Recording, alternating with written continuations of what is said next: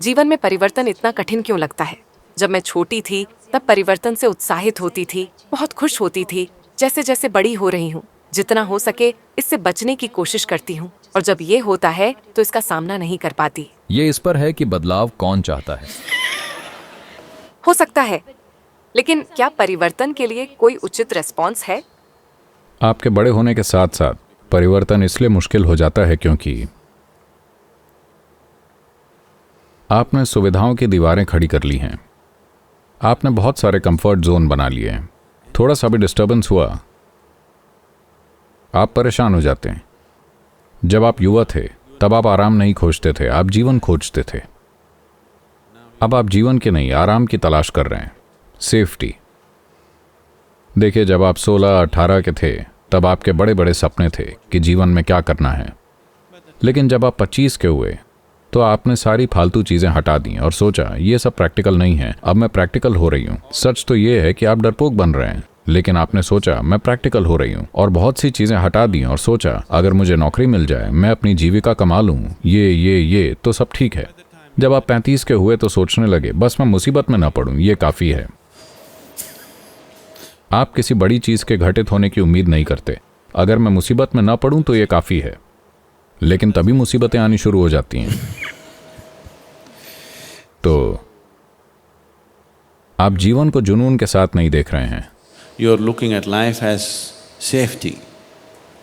The more security oriented you are, the more disturbed you will be with every change that happens in your life. आप जीवन को सुरक्षा में देख रहे हैं। जितनी ज्यादा आप सुरक्षा ढूंढेंगे अपने जीवन में होने वाले हर बदलाव से, आप उतने ही परेशान होंगे। भौतिक अस्तित्व का मूल सार परिवर्तन है ना? ऐसा ही है ना? सब कुछ बदल रहा है। कुछ ऐसा है जो ना बदल रहा हो? अस्तित्व में हर चीज बदल रही है ना? भौतिक अस्तित्व लगातार बदल रहा है। भौतिक हकीकत का मूल सार परिवर्तन है। कुछ भी स्थिर नहीं है। यहां तक कि जो चीजें स्थिर लगती हैं वो भी बदलती रहती हैं। हर चीज बदल रही है। तो अगर आप परिवर्तन का विरोध करते हैं तो आप जीवन का विरोध कर रहे हैं। अगर आप परिवर्तनहीन जीवन चाहते हैं तो एक सुंदर जगह है जहां कुछ भी नहीं बदलता, वो है आपकी कब्र। या तो आपको कब्र में जाना होगा या आपको आत्मज्ञान पाना होगा। अगर आप बदलाव नहीं चाहते तब कहीं भीतर सब एक जैसा होता है। वरना जब तक आप अस्तित्व की भौतिक प्रक्रिया का हिस्सा हैं, हर चीज परिवर्तन है। ऐसा कुछ नहीं है जो न बदल रहा हो। देखिए, इस पल आप सांस ले रहे हैं, अगले पल छोड़ रहे हैं, यह परिवर्तन है ना? आप परिवर्तन नहीं चाहते तो इसे रोक दीजिए। जब आप परिवर्तन का विरोध करते हैं तो आपको समझना चाहिए कि आप जीवन की मूल प्रक्रिया का विरोध कर रहे हैं। न केवल अपने जीवन का, बल्कि आप जीवन की मूल प्रक्रिया का विरोध कर रहे हैं। निश्चित रूप से आप हर तरह के दुख को बुलावा देंगे। अगर आप जिंदा हैं और मरना चाहते हैं तो आप मुसीबत को बुला रहे हैं, है ना? आपको जीना चाहिए। जब आप जी रहे हैं तो पूरी तरह से जिएं। अगर आप मरना चाहते हैं तो वो भी ठीक से कीजिए। ये खुद को मारने के बेकार तरीके हैं। सच में दुख और उदासी खुद को मारने के बेकार तरीके हैं, है कि नहीं? कम से कम कुशल बनिए। मैं आपको मरने के 10 अलग अलग तरीके बता सकता हूं। वैसे भी हुसैन सागर तो है ही। क्या अभी उसमें पानी है?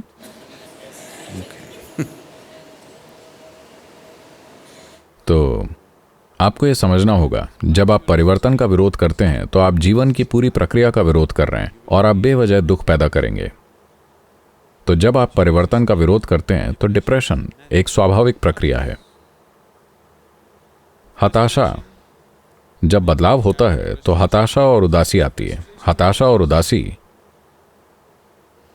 दरअसल एक दिन शैतान ने रिटायर होने का फैसला किया। क्योंकि वो रिटायर हो रहा था तो उसने अपने काम के सारे हथियारों को बेचने का फैसला किया। तो उसने डिस्काउंट में बेचना शुरू किया। शैतान के सारे हथियार, वहां बहुत भीड़ थी। वहां हर तरह की चीजें थीं। गुस्सा, नफरत, जलन, ये वो सब मेज पर लगा हुआ था। कुछ लोग आए और तुरंत सब खरीद लिया। सब कुछ एक ही घंटे में बिक गया। उसके सारे हथियार पूरी मानवता ने इसे खरीद लिया, है ना? लेकिन उसके पास अभी भी एक बैग था। और आपका नाम क्या है? लीना। लीना ने जाकर शैतान से पूछा, उस बैग में क्या है? क्या वो बिकाऊ नहीं है? उसने कहा, नहीं नहीं, वो कीमती हथियार है।